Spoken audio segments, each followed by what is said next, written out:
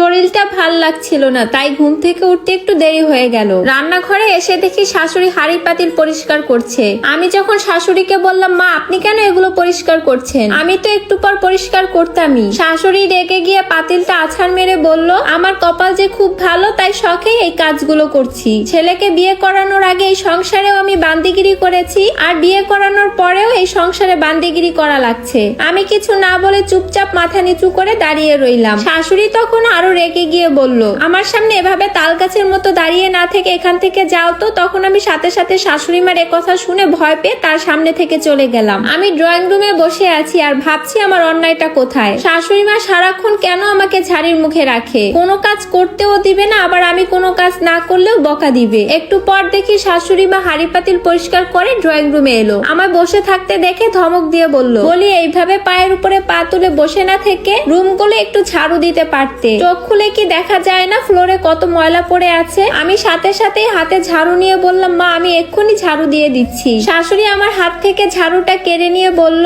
থাক তোমার আর ঝাড়ু দিতে হবে না, তুমি ঝাড়ু দিলে তো আবার ফ্লোর পরিষ্কার হয় না। ঝাড়ু আমি দিচ্ছি, তুমি উনুনে গিয়ে একটু আগুনটা ধরাও, আমি এসে রান্না বসাবো। শাশুড়ির কথা শুনে আমি কিছুটা অবাক হয়ে বললাম, মা এই ভর দুপুর বেলা আপনি রান্না বসাবেন? একটু আগেই তো আমরা দুপুরের খাবার খেলাম, রাতের রান্নাটা বিকালের দিকে বসালেই হবে, তাহলে রাতের বেলা খাওয়ার সময় গরম ভাত থাকবে। এখন ভাত রান্না হলে ঠান্ডা হয়ে যাবে। শাশুড়ি আবার একটা ঝাড়ি দিয়ে বলল, তোমাকে যা করতে বলেছি তুমি সেটা করো, এত মাতবুরি করতে হবে না তোমার। আমি আর কিছু না বলে রান্নাঘরে চলে গেলাম। গ্যাসের চুলা অনেকক্ষণ ধরে আগুন জ্বালানোর চেষ্টা করছি, কিন্তু গ্যাসে আগুন জ্বলছে না। কিছুক্ষণ পর শাশুড়ি মা এসে নিজের কপাল নিজেই চাপড়াতে লাগলো। কোন শখে যে বড়লোক বাড়ির মেয়েকে বউ করে এনেছিলাম, আল্লাহ জানে। যে মেয়ে গ্যাসের চুলায় পর্যন্ত আগুন ধরাতে পারে না, সেই মেয়ে কিনে আবার সংসার করে খাবে। যাও মেয়ে, তুমি ঘরে তোমার স্বামীর কাছে যাও, আমি তো আছি বান্দিগিরি করার জন্য। শাশুড়ির কথাগুলো কেন জানি আর সহ্য করতে পারছি না, তাই রেগে ওনার সামনে থেকে চলে আসলাম। ঘরে যখন মনমরা হয়ে বসেছিলাম, তখন স্বামী এসে শার্টের বুতাম লাগাতে লাগাতে আমায় বললেন, কি হলো, মন খারাপ করে বসে আছো কেন?